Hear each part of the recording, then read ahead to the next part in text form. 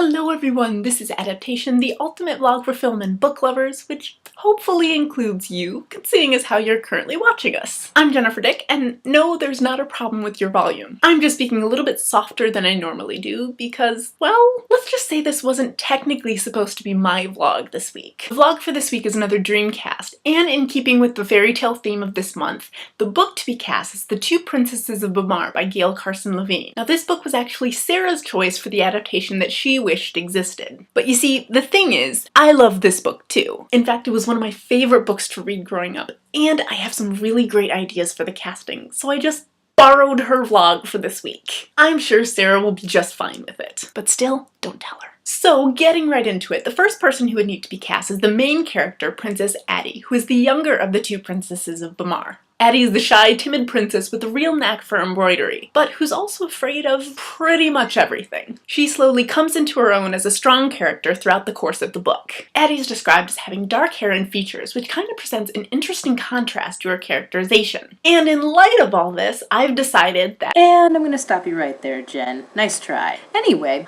I would cast Haley Steinfeld as Addie. She has the dark complexion, the dark hair, but she also has a very sweet face. It's like a heart-shaped face, and she has a really cute smile, but as we know, she can be pretty fierce when it comes to her acting. So I think she would make a most excellent Princess Addie. Alright, clearly someone blabbed on me to Sarah, and I have my suspicions who it was. But that's okay. That's just one casting so far, albeit a pretty important one. So we'll let it go. And we'll move on to casting the other princess of Bamarre, the elder princess, Merrill. Merrill is the opposite in character to Addie. She's strong, adventurous, and fears absolutely nothing. And like Addie, her appearance seemingly contrasts with her character. She's described as being fair, with more delicate features than her sister. And so for Merrill, I think that— Britt Robertson. You were gonna say Britt Robertson, weren't you? I knew you were gonna say that, because that's exactly who I chose for Princess Merrill. Imagine that! But no, seriously, Britt Robertson, because she just has a very, like, deceivingly cute, deceivingly sweet, nice, good-natured face, but really,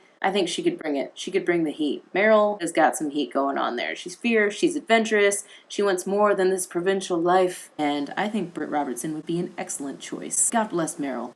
okay, if she keeps doing that, that's going to get really old really quickly. But speaking of old, the next character on the list is Rice, who, as an apprentice sorcerer, is quite a bit more advanced in years than everyone else, despite only being a teenager in sorcerer years. It's confusing, I know, but admit it. You're all in awe of my segue there. Rice is the love interest for Princess Addie, helping her on her quest with his magic, and also occasionally giving her advice. And he also helps to get rid of spiders for her, which is a spell that I know for certain Jess would definitely love to know. In terms of casting for Rice, I think that My idea of the perfect Rice is Logan Lerman, and let me tell you why. First of all, he's just gorgeous. Like, his eyes are just banging. His hair is fantastic. Honestly, he's just a good-looking dude. He's also very deceptively young, and as Jen said, Rice is supposed to appear very young while also being wise beyond his years. Now, I don't know if Logan Lerman is wise beyond his years. That's for other people to decide. But I think he could pull off the quirky, fun, kind of love-struck sorcerer very well. And he would be a great addition to the cast of Two Princesses of Bamarre. deep breaths, Jen. Deep breaths. I am calm. I am moving on. I am going to say this one quickly before she can butt in again. Geralt is next, who is actually a fictional/historical character appearing in epic tales and poems recited by the other characters in the book. I say fictional, but that's only until the end of the book, when he appears as a real person, thus proving that he actually existed. In the stories, he's a famous hero, renowned for his brave and adventurous nature, and his laughter. So, of course, the only possible casting would have to be Chris Pine! My heart screams for you, Chris Pine!